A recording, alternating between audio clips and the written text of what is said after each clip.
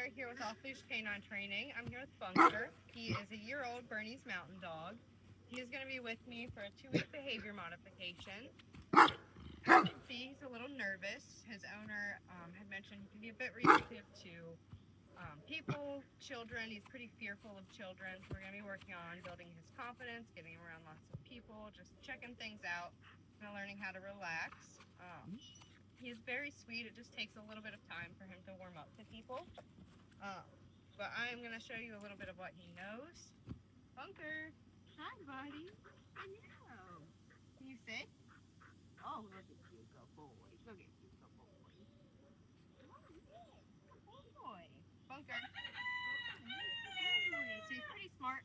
We just need to work on making sure that he's feeling comfortable and confident around people and get him to a point of being neutral instead of barking and kind of trying to run away.